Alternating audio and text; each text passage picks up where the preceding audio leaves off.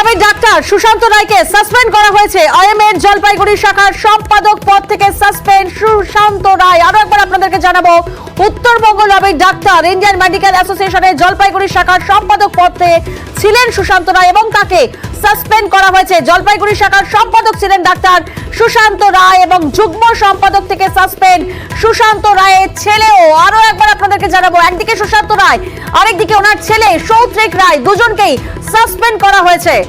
প্রতিনিধি শান্তনু এই মুহূর্তে আমাদের সঙ্গে রয়েছেন। শান্তনু, ঠিক কোন কোন অভিযোগের ভিত্তিতে সাসপেন্ড করা হলো সুশান্ত রায় এবং তার ছেলে সৌত্রিক রায়কে?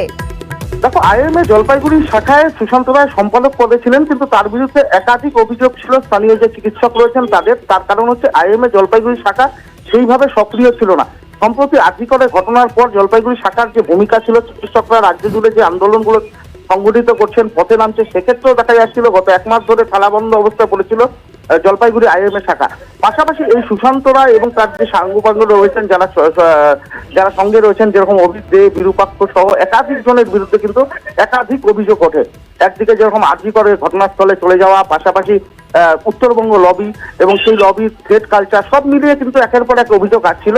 এবং আমরা যেটা লক্ষ্য করেছি, গত মঙ্গলবারই কিন্তু সুশান্ত রায়ের বিরুদ্ধে পদক্ষেপের কথা জানিয়েছিল বেঙ্গল আইএমএ, এবং তারপরে গতকাল রাতেই কিন্তু তড়িঘড়ি বৈঠক ডাকে জলপাইগুড়ি আইএমএ শাখা, এবং সেখানেই কিন্তু একদম সর্বসম্মতিতে বলা যেতে পারে যে জলপাইগুড়ি যিনি বিধায়ক রয়েছেন, চিকিৎসক বিধায়ক ডাক্তার প্রদীপ কুমার বর্মার উপস্থিতিতে কিন্তু একটা সিদ্ধান্ত গৃহীত হয়।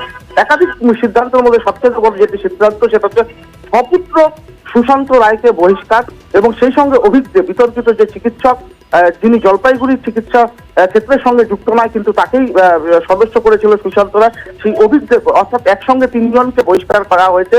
এবং সেই সাসপেনশনের যে কাগজপত্র সেটা কেন্দ্রীয় কমিটিতে অনুমোদনের জন্য পাঠানো হয়েছে, এবং কেন্দ্রীয় কমিটি যাতে ভেঙে ফেলা হয় সেই জন্যই কিন্তু যে কার্যকরী যে কমিটি রয়েছেন, যে এক্সিকিউটিভ কমিটি, সেই কমিটি গতকাল জরুরি বৈঠক বসে এবং সেই জরুরি বৈঠকে তিনজনকে সাসপেন্ডের সিদ্ধান্ত। আইএমএর কেন্দ্রীয় কমিটির কাছে সুপারিশ আইএমএর জলপাইগুড়ি শাখার।